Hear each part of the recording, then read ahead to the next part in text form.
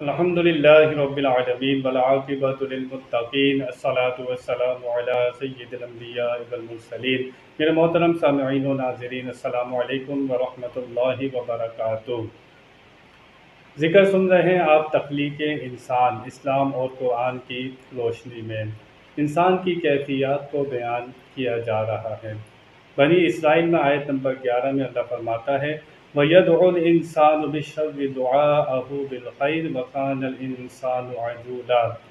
اور آدمی برائی کی دعا کرتا ہے جیسے بھلائی مانگتا ہے، اور آدمی بڑا جلد باز ہے۔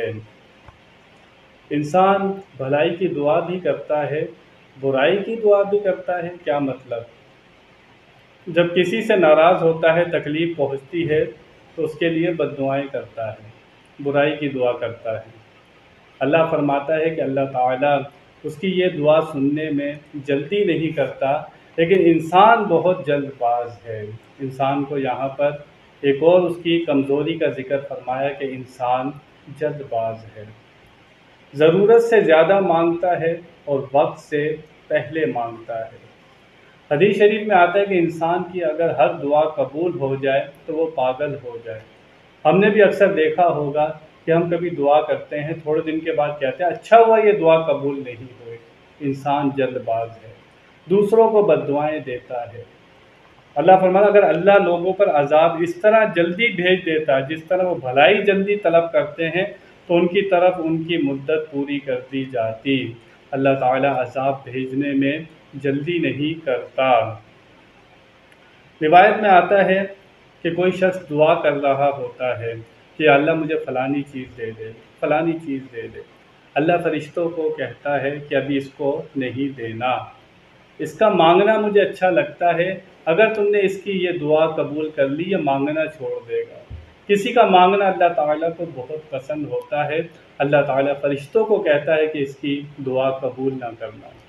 کل قیامت میں جب جو شخص دنیا میں بہت زیادہ دعائیں مانگتا تھا اس کی دعائیں پوری نہیں ہوئی، کل قیامت میں جب اس کا اجر ملے گا وہ اللہ تعالیٰ کی بارگاہ میں عرض کرے گا یا اللہ دنیا میں تو میری ایک بھی دعا قبول نہ کرتا، ساری نعمتیں مجھے آخرت میں دیتا، ساری دعائیں میری آخرت میں قبول ہوتی، دنیا میں میری ایک دعا بھی قبول نہیں ہوتی۔ بندہ اللہ تعالیٰ کی حکمت کو، اس کے راز کو، اس کی مشیت کو نہیں سمجھتا۔ وہ جو سامنے دیکھتا ہے اسی کے بارے میں دعا کر لیتا ہے، حالات دیکھ کر جیسا وہ دیکھتا ہے ویسی وہ دعائیں کرتا ہے، لیکن اللہ تعالیٰ کی تدبیر کو، اس کی حکمت کو نہیں سمجھتا۔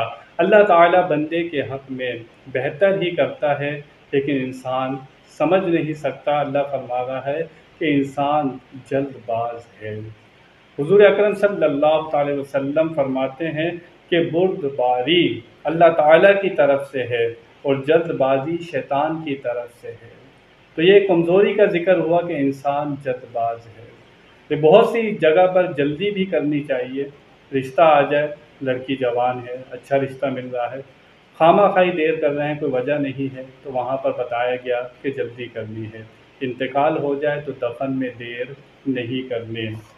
لیکن بہت سے لوگ وضو میں جلدی کرتے ہیں، نماز پڑھنے میں جلدی کرتے ہیں، قرآن پاک کی تلاوت کرنے میں جلدی کرتے ہیں، ان جگہ پر جلدی نہیں کرنی۔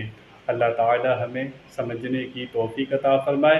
وآخر دعوانا ان الحمد للہ رب العالمین۔